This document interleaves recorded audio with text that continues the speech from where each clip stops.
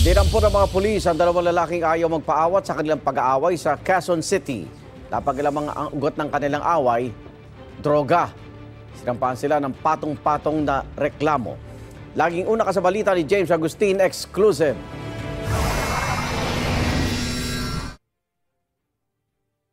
Nakuna ng CCTV ang komosyong ito sa pagitan ng lalaking nakaangkas sa motorsiklo at lalaking nagbibisikleta sa Barangay Bay sa Quezon City kahapon. Hindi nahagip sa CCTV ang mga sumunod na nangyari. Maya-maya inaresto na ang dalawa na ayaw magpaawat sa mga responding traffic enforcers habang nagpapambuno sa Quirino Highway. Sa imbestigasyon ng pulisya, onsehan sa iligal na droga ang pinag-ugatan ng komosyon. Ang nakabisikleta ang tulak umano ng droga habang nakaangkas sa motorsiklo ang parokyano niya. Ito si suspect number 1, siya yung nagbebenta. Tapos nag-meet sila dito sa isang barangay. Din binayaran ni suspect number 2 ng yung agreed amount nila kapalit ng droga.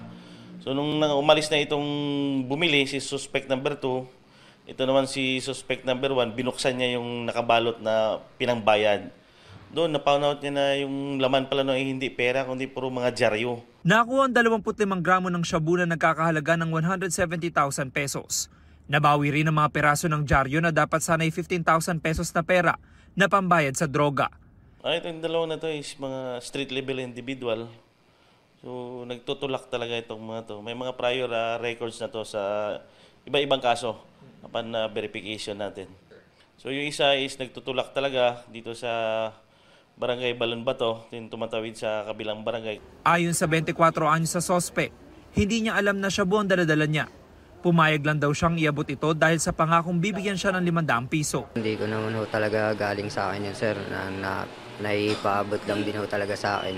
Wala rin po akong ka-idea na ganun pa rin laman nun, sir. Ang 26 anyos sa sospek iginiit na hindi rin niya alam na puro dyaryo at hindi pera ang ipinaabot umano sa kanya. Wala po talaga siya akong alam dun eh. Sumama lang din po, wala po akong alam. Marap ang dalawa sa mga reklamong alarming scandal, disobedience, and resisting arrest.